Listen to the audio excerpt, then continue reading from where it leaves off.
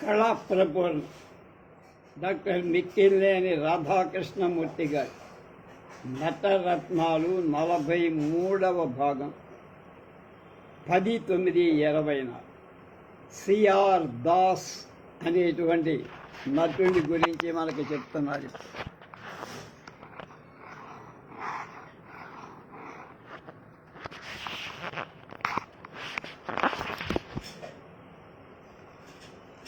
ఏ పాత్ర తీసుకున్నా దాన్ని క్షుణ్ణంగా పరిశీలించి పాత్ర నిజతత్వాన్ని తెలుసుకొని భావయుక్తమైన నటనతో ప్రేక్షకులను ముగ్ధుల్ని చేసి ఆ పాత్రను తీర్చిదిద్దుకోవటమే కాక తోటి పాత్రలను కూడా కలుపుకొని సమిష్టి కృషితో నాటకాన్ని విజయవంతంగా ప్రదర్శించి తెలుగు నాటక చరిత్రలో అత్యుత్తమ నటులుగా పేర్కొనతగిన వారిలో సిఆర్ దాసు ప్రముఖుడు. ఆంధ్ర నాటక రంగానికి అగ్ర కులాన వారితో పాటు అన్య కుల వారు కూడా గణనీయమైన సేవ చేశారు. అలాంటి వారిలో హరిజన పేద కుటుంబం నుంచి వచ్చిన సిఆర్ దాస్ ఒకరు. దాసు గారు స్వగ్రామం కృష్ణా జిల్లా పబిడిముక్కల గ్రామం. చదువుకునే రోజుల నుండి నాటక కళ అంటే అత్యంత అభిమానం. 1941లో చదువు సాధించి నాటక రంగం మీద ఉన్న అభిమానంతో వెంపటి పరదేశి వద్ద కూచిపూడిలో 10 ఏళ్ళు సంగీతం అభ్యసించి తర్వాత దివి తాలూకా కృష్ణాపురంలో నిమ్మగడ్డ వెంకటాచారి వద్ద నాటకానికి కావలసిన పద్య పఠనాన్ని సంగీతాన్ని నేర్చుకుని శ్రావ్యంగా పాడగలిగిన స్థాయి చేరుకోగలిగిన తర్వాత రామదాసులో రామదాసు, కబీర్లో తులాభారంలో కృష్ణ, నారద పాత్రల్ని, గయోపాఖ్యానంలో కృష్ణుడు మొదలైన పాత్రలు, అర్జున, నారద, గయ మొదలైన అన్ని పాత్రలు సమర్థవంతంగా అభినయించారు. తర్వాత 45లో గుడివాడ చేరి పత్తిపాటి ఆదినారాయణ, ఆయన సోదరుడు పత్తిపాటి సుబ్రహ్మణ్యేశ్వరరావు గారు ఆధ్వర్యంలో నడపబడి నాటక సమాజంలో 3 ఏళ్ళు ప్రధాన పాత్రలు ధరించి వేజండ్ల గ్రామంలో ఆనాడు తారాబాయి, ఆమె చెల్లెలు పుష్పాంజలి నిర్వహిస్తున్న తారానాట్య మండలిలో దాసుగారు చేరారు.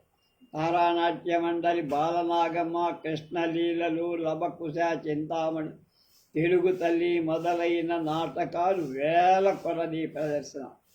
ఆనాడు తెలుగుదేశంలో సాంఘిక నాటకాలు వేదాంతం వెంకట సుబ్రహ్మణ్య గారి చేత రచింపబడి తెలుగు తల్లి నాటకం బహుళ ప్రచారం పొంది ఆ నాటకంలో తిక్కన పాత్రను దాసుగారు అత్యద్భుతంగా అభినయించి ఆ పాత్రను ప్రేక్షకులు ఎంతగానో అభిమాని తెలుగు తల్లి నాటకాన్ని పల్లె మొదలు పట్నం దాకా దాదాపు 2000 సార్లు ప్రదర్శించి తెలుగు జాతిని ఉత్తేజపరిచి గయోపాఖ్యానం నాటకాన్ని 1000 సార్లు ఆడారు. దాసుగారు అభినయించిన పాత్రలలో తెలుగు తల్లిలో తిక్కన్న, గయోపాఖ్యానంలో కృష్ణుడు, పల్నాటి యుద్ధంలో నరసింగడు మొదలైన వాడు ఎక్కువగా పేరు ప్రఖ్యాతులు చేకూర్చాయి. అవి గుంటూరు కోమలాదేవి బొమ్మ సరిగ్గా లేదు.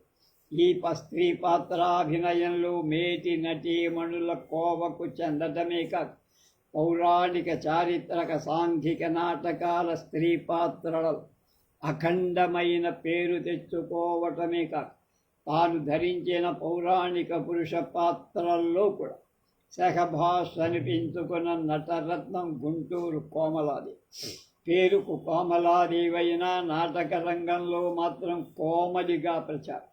12 ఏళ్ల వయస్సులో కృష్ణా జిల్లా మోపిదేవిలో మొవ్వా నరసయ్య గారి పర్యవేక్షణలు చిన్న చిన్న పాత్రలు వేసి తర్వాత ఘంటసాల వెంకటేశ్వరరావు గారితో కలిసి నాటకాల్లో కొన్ని పాత్రలు ధరించి ప్రసిద్ధ నాటకకర్త పినిశెట్టి నాటకాలు పల్లెపడుచులు, జమీందారుని, కులం లేని పిల్లలో సుశీల, అన్నా చెల్లెల్లో సీత మొదలైన పాత్రలు ఉత్తమంగా నటించి పేరు పొంది 1952లో గుంటూరులో జరిగిన అఖిలాంధ్ర రంగూన్ రౌడీ నాటక పోటీలో ఏలూరు రాయల్ థియేటర్ సమాజంలో కోడూరుపాటి సరస్వతి రామారావుతో కలిసి అన్నపూర్ణ పాత్ర ధరి ఆ పాత్రకు ఆ పోటీలో మొదటి బహుమతిగా హర్షధ్వానాల మధ్య వెండి షీల్డ్ జయపత్రాన్ని అందుకు.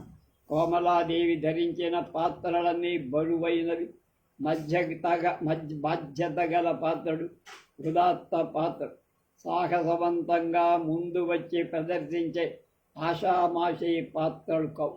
ఎంతో సమర్థత ఉంటే కానీ రక్తి కట్టించలేని అలాంటి పాత్రలను సుయాయాసంగా తన ప్రతిభా విశేషాలతో నటించి అసమానమైన ఖ్యాతి ఆర్జించుకున్న నటి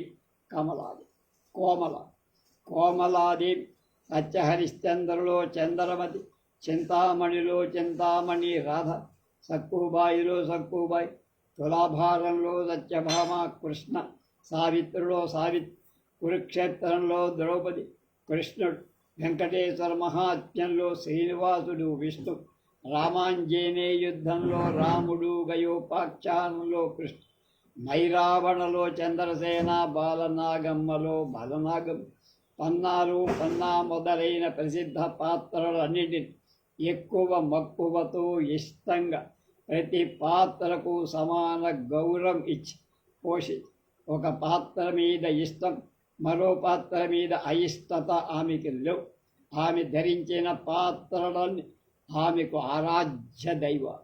ఆ పాత్రలన్నీ ఆమెకు పేర్చి కోమలాదేవి అశేష ఆంధ్ర ప్రజల ఆదరాభిమానాలు అందుకున్న అభిమాన నటి.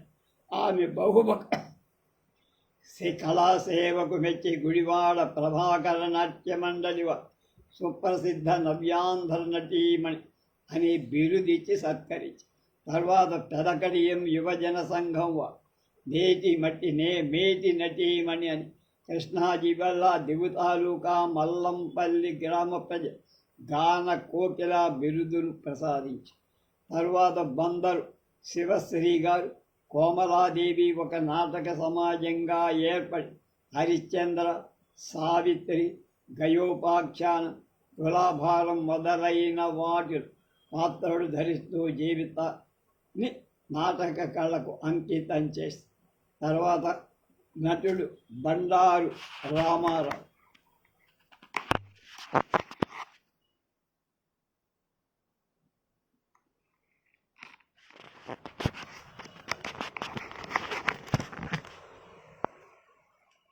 ఆంధ్రదేశంలో ఆంధ్ర నాటక రంగ ఉద్ధరణకు ఎందరో మహానుభావులు కృషి చేశారు. ఆస్తిపాస్తులు పోగొట్టుకుని మరికొంతమంది వృత్తులు వదులుకొని నాటక రంగానికే అంకితం. కొందరు దాన్నే వృత్తిగా పెట్టుకొని బతికారు. అలా కొన్ని కులాల వాళ్ళు, మతాల వాళ్ళు నాటక కళలో తరించిన హరిజనుల ప్రవేశం నాటక కళలో అంతగా కనపడాలి. కానీ కొద్దిమంది నాటక రంగ స్థలం మీద పేరు తెచ్చుకున్న వాళ్ళు లేకపోవడం. అలా తెచ్చుకున్న వాళ్ళు బండారు రామారావు గారి తండ్రి సుబ్బయ్య గారు యక్షగాన ప్రదర్శనలో ఆరితేరిన నటు. తండ్రి గారి యక్షగానం హరిశ్చంద్రలో ప్రప్రథమం చిన్నతనంలో లోహితాసుడి పాత్ర ధరించడం ద్వారా నాటక రంగం ప్రవేశించింది. ఎలిమెంటరీ స్కూల్లో 5వ తరగతి చదివేలు కాలంలోనే లక్కరాజు రామయ్య పంతులు గారు ఎక్కువ ఉత్సాహాన్ని నాటకాలలో పాత్రలు వేయించారు.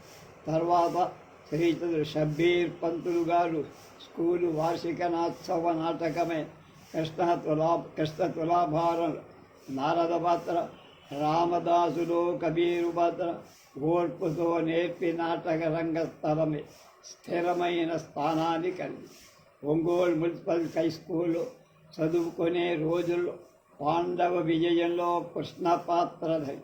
తర్వాత ఒంగోలు గవర్నమెంట్ ట్రైనింగ్ స్కూల్లో శ్రీరామనాట్య మండలి స్థాపించి తర్వాత మద్దుకూర్ బాలమిత్ర నాటక సమాజంలో చేరి చివుకుల సోమసుందరం పంతులు దగ్గర వివిధ నాటకాల్లో ప్రధాన పాత్రలు. వాటిలో ముఖ్యమైంది గంగావతరణలో నారదుడు, కృష్ణలీలలో కృష్ణుడు, తెలుగు తల్లిలో నాగేశ్వరరావు, హరిశ్చంద్రలో హరిశ్చంద్రుడు, కొంతకాలం స్వరభివారి సమాజంలో కూడా పాత్రలు ధరించి ప్రత్యేక గౌరవం పొంది రామారావు గారు ఆయా నాటకాలలో పాత్రలను అద్భుతంగా నటించిన ఈనాటికి ఎక్కువ పేరు ప్రతిష్ట తెచ్చింది హరిశ్చంద్ర. ఆ పాత్రలో గతంలో ఎందరెందరో ప్రఖ్యాతి వహించిన ఎవరి బాణి వారు. స్టైల్ అంటాం. సత్య నిరూపణ కోసం హరిశ్చంద్రుడు ఎన్ని కష్టాలు పడ్డాడు.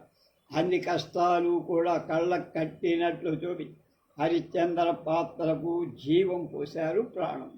అప్పు తీర్చడానికి సతీ సుతుల నడిబదారులో అమ్మి తాను అమ్ముడైపోయిన ధర్మమూర్తిగా సత్యమూర్తిగా కలకి నాటికి కాలసర్పమునకు కైకోలు గావించుడని అని తుది వీడ్కోలు లోహితుడికిచ్చే సన్నివేశం. అకస్మాత్తుగా అమంగళ వాక్యాన్ని పలికినప్పుడు హృదయాలు ద్రవించే. అర్ధరాత్రి భయంకరమైన శ్మశాన వాటిక కాటి కాపరిగా కాబోలు బ్రహ్మరాక్ష సమూహం విని అనే పద్యం ఆలపిస్తుంటే బీభత్సమైన శ్మశాన వాటిక కళ్ళకు కట్టి జాషువా పద్యాలున్నాను. మృతి చెందిన లోహితుని వంక చూసి తల్లిదండ్రులమైన మాకు ఎన్ని నీళ్లు వదలటానికి బదులు ఇలా శవాకృతిలో గులకరాళ్లపై పడుకుంటావని నేను అనుకోలేదురా. ఎందుకు ఈ జాడ లేచిరార అందకాడ అనే పద్యాన్ని అభినయిస్తుంటే ప్రేక్షకులు కన్నీరు మున్నీరుగా ఏడ్చారు. అలాగే స్వామి సేవాపరాయణుడుగా తనకు రావాల్సిన బియ్యం వస్త్రం చెల్లింపందే శవదహనం చేయటానికి వీల్లేని చంద్రమతిని ఆమె ఉద్దేశించి కదులు మా కాడు నీ అబ్బ సొమ్మ అని కఠినంగా సంబోధించినప్పుడు దళమౌ పయ్యదలో అనే మంగళసూత్రాన్ని ఉద్దేశించి చదివిన పద్యం మాయామేయ జగంబె నిత్యమని సంభావించి మోహంబుల నాదు ఇల్లాలని నదు పుత్రుడని పనే పద్యం పాడే హృదయాలు ద్రవించిపో. ఈ విధంగా బండారు రామారావు హరిశ్చంద్ర పాత్ర పూర్తిగా అర్థం చేసి అకుంఠిత దీక్షతో కృషి చేసి ఆ పాత్రలో జీవి అఖిలాంధ్ర ప్రజా హృదయాలలో నిలిచిపోయారు. రామారావు గారు బొబ్బిలి యుద్ధంలో వెంగళరాయలు విజయరామరాజు పాత్రలు కూడా సమర్థంగా పోషి వినుకొండ నాటక ప్రదర్శనలో జాషువా గారిచే నట చూడామని బిరుదు, స్థానం వారిచే నటశేఖర బిరుదు పొందారు. నెల్లూరులో రామానాట్య మండలి స్థావి భావమరిది రేవాల రమణ అండదండల మిత్రుల సాయంతో ఆంధ్రదేశమంతటా నాటకాలు ప్రదర్శించారు. తన జీవితంలో వెలుగును ప్రసాదించిన ఎండి ఫకూరుద్దీన్ గారిని, తబలిస్ట్ అబ్రహాం గారిని మరవలేనంటారు బండా. 1970 ఈ ఉత్తమ నటుడు అతి చిన్న వయస్సులోనే చని జాతి సంస్కృతి ప్రమాణాన్ని నాటక రంగం చెబుతుందన్నట్ట టాగోర్. ఈనాడు చివరి నటుడు పొన్నాల రామసుబ్బారెడ్డి, నెల్లూరు అనుకుంటా.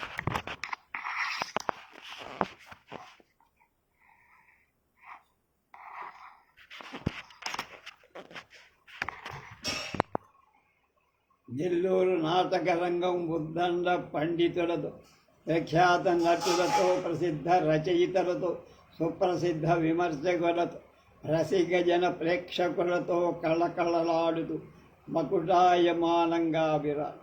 నెల్లూరు నాటక రంగం జిల్లా అంతటా ఎంతోమంది నటుల ప్రభావితుల్ని చేస్తారు. నెల్లూరు పట్టణానికి 3 మైళ్ళ దూరంలో ఉన్న పుట్టేపాళెం కళానిలయం అనే సుప్రసిద్ధ చలనచిత్ర నిర్మాత, దర్శకుడు అయిన ఘంటసాల బలరామయ్య స్వగ్రం. ఆ పాళెంలో పొన్నాల వీరారెడ్డి, సంజీవమ్మ గార్లకు పొన్నాల సుబ్బారెడ్డి జన్మించి ఉన్నత విద్యాభ్యాసానికి నెల్లూరు వచ్చి చదువుకుంటూ మజ్జిగ విశ్వనాథ గారెడ్డి గారి దగ్గర లలిత కళానిలయంలో సభ్యులుగా, సినీ నటుడు పివి రమణారెడ్డి, కవి కన్వశ్రీ నెల్లూరు సుబ్బరామరెడ్డి గార్ల పరిచయంతో ఆత్రేయ రాసిన పరివర్తనలో రంగడి పాత్ర ధరించి కాలేజీలో చదివే రోజుల్లో ఆత్రేయ రాసిన ఎవరు దొంగ, ప్రగతి నాటకాలను వరుసగా ప్రదర్శించి ప్రగతిలో సైంటిస్టు పాత్ర ధరించి ఉత్తమ నటనకు బహుమతి పొంది. ఎవరి దొంగ నాటక ప్రదర్శనానికి మొదటి బహుమతి పొంది. కాలేజీ చదువు పూర్తి కాగానే స్వగ్రామం వెళ్ళి రామకృష్ణ నాట్య మండలిని మేనల్లుడు దశరథ రామరెడ్డి సహకారంతో స్థాపించి ఆనాడు నాటకంలో పృథ్వీరాజు, తుఫాను నాటకంలో రాఘవరెడ్డి, గయోపాఖ్యానంలో అర్జునుడు, రాయబారంలో కర్ణుడు, భగవద్గీతలో అర్జునుడు, తోపిడి నాటకంలో పిచ్చివాడు మొదలైన పాత్రలు ధరి ఎంతో అనుభవాన్ని గడి. తర్వాత నెల్లూరులో రెవెన్యూ ఇన్స్పెక్టర్ ఉద్యోగం చేస్తూ మరో సమాజాన్ని స్థాపించి గయోపాఖ్యానంలో అర్జునుడు, మాధవదాసులో వైష్ణవాచార్యుడు, సతీ సావిత్రిలో సత్యవంతుడు, తారాక శశాంకంలో బృహస్పతి చంద్రుడు, చింతామణిలో బెల్వమంగళ్ మొదలైన పాత్రలను జిల్లా వ్యాప్తంగా ప్రదర్శించి జిల్లా ప్రజల అభిమానానికి పాత్రుడే. ఈయన నాటకాలు రేడియోలో బాగా వచ్చాయి. సుబ్బారెడ్డి గారు ఎన్నెన్నో పాత్రలు వేశారు. ఎన్ని పాత్రలు వేసినా హరిశ్చంద్ర పాత్ర ఆయన కీర్తి పతాకకు నిలయం. 1966లో తిరుపతిలో జరిగిన హరిశ్చంద్ర ఏకపాత్రాభినయం ఉత్తమ నటుడిగా మొదటి బహుమతి పొంది. అదే ఏడాది చారిత్రాత్మక నాటకమైన మెవాడ పతనంలో మహామంత్రి పాత్రకు మొదటి బహుమతి పొందారు. 1967 వెంకటగిరిలో కూడా హరిశ్చంద్ర నాటకానికి ప్రథమ బహుమతి లభించింది. 1970లో కర్నూలులో సర్వే ట్రైనింగ్లో ఉండగా గుంటూరులో జరిగిన అఖిలాంధ్ర హరిశ్చంద్ర నాటక పోటీలో హరిశ్చంద్ర పాత్ర సువర్ణ సింహ తలాటాన్ని ప్రథమ బహుమతిగా పొంది. ఆనాటి నుండి ఇవాల్టి హరిశ్చంద్ర నాటక అఖిలాంధ్ర దేశంలో అద్భుతంగా ప్రదర్శిస్తూ బహుముఖ ప్రశంసలు అంది. సుబ్బారెడ్డి గారు హరిశ్చంద్రుని పాత్రను కమ్మగా పద్య భావానికి రాగం ఎంత అవసరమో అంతవరకే ఆ రాగానికి ప్రాముఖ్యం ఇస్తుంది. పద్య భావానికి సన్నివేశాన్ని తగిన తాత్వికాభినయాన్ని హృదయ విదారకంగా అభినయించి ప్రేక్షకుల్ని ముగ్ధుల్ని చేయ. వారి గాత్రం మధురం, పాడే ప్రతి రాగం ఆహ్లాదకరం, పద్యంలోని ప్రతి చరణం విడమరచి పాడగలిగిన ప్రతిభావం, స్ఫుటమైన వారి స్వచ్ఛమైన సంభాషణ ఆయన పాత్రకు ఎంతో అలంకరిస్తాయి. వారు పద్యం పాడుతూ ఉంటే హాలంతా దద్దరిల్లిపో. ఈనాటి నాటక రంగం వారి గాత్రం లాంటి రవ్వ కలిగిన గాత్రం లేదంటే అతిశయోక్తి కాదంటున్నారు మిక్కిలి. ఆంధ్రదేశంలో హరిశ్చంద్ర పాత్రలు ఎంతోమంది ప్రసిద్ధ నటులు జీవించి రాణించి ఆ పాత్రకు విశిష్టత చేకూర్చి చిరకీర్తి పొందారు. ఆ కోవకు చెందిన నటశేఖరుడే పొన్నాల రామసుబ్బారెడ్డి. రేపు ఎం అల్లాభక్షు అనేటువంటి నాటక నటుని గురించి తెలుసుకోండి.